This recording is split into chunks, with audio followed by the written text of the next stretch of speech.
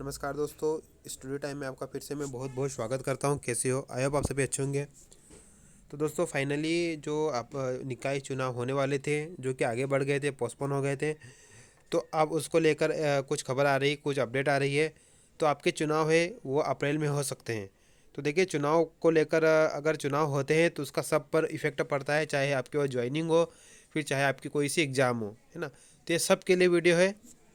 तो 3 मार्च को पूरा होगा मतदान सूची रिवीजन का काम है, जो 3 मार्च को पूरा होगा। और उसके आगे देखिए कि नगरीय चुनाव अप्रैल के पहले सप्ताह में हो सकते हैं। सोमवार को राज्य निर्वाचन आयुक्त बीपी सिंह ने इसके संकेत दिए। उन्होंने कहा कि मतदाता सूची का रिवीजन काम 3 मार्च को पूरा हो जाएगा। इसके बाद चुनाव कराए जाएंगे। बता दें कि आयोग से 15 मार्च के बीच चुनाव के लिए अधिसूचना जारी कर देगा। तो ऐसे संकेत आ रहे हैं कि 15 मार्च के बीच तक वो अधिसूचना जारी कर देगा। और चुनाव की घोषणा और मतदान के बीच अमूमन 1 महीने का समय लगता है।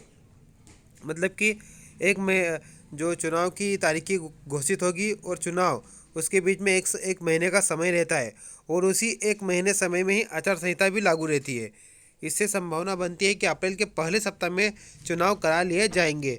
चुनाव की घोषणा होने के दिन से ही आचार संहिता लग जाती है। तो ये भी आपको मैं क्लियर कर दूं कि आचार संहिता कब से लगती है। चुनाव की घोषणा होने के दिन से ही आचार संहिता लग जाएगी। जहाँ चुनाव होंगे वहीं आचार संहिता लगेगी, अन्य जगह नहीं। तो ये थी एक खबर।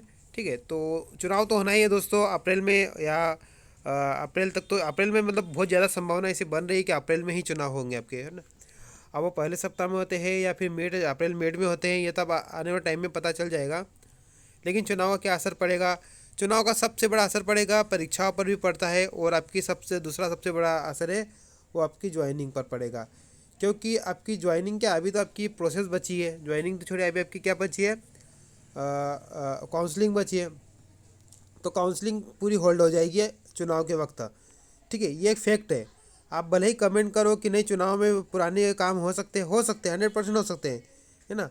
लेकिन अभी तक का, जहाँ तक का मेरा अनुभव रहा है अभी तक का, तो आचार संहिता में गवर्नमेंट ये काम नहीं करती है। ना तो एग्ज़ाम करवाती है और ना ही गवर्नमेंट क्या करती है, ना ही गवर्नमेंट ज्वाइनिंग देती है। तो ये फैक्ट है। ठीक है, तो आप देखिए क्या होता है, आने वाले टाइम में पता चलेगा। अगर अप्रैल में होते हैं चुनाव तो हो सकता है फिर उसके बाद 1 महीने बाद फिर चुनाव होंगे। 1 महीने तक आपकी आचार संहिता रह सकती है, 1 महीना या फिर 25-20 दिन, कुछ भी, है ना। फिर उसके बाद ही आपकी कुछ भी जो भी एग्ज़ाम्स है, चाहे व्यापम की कोई एग्ज़ाम हो या फिर आपकी कोई भर्ती हो, ये फिर उसके बाद ही सोचा जाएगा। तो चले मिलते हैं नेक्स्ट वीडियो में। तब तक के लिए जय हिंद जय भारत। अगर आप चैनल पर फर्स्ट टाइम विजिट कर रहे हो तो चैनल को जरूर सब्सक्राइब कर ले दोस्तों। Thank you.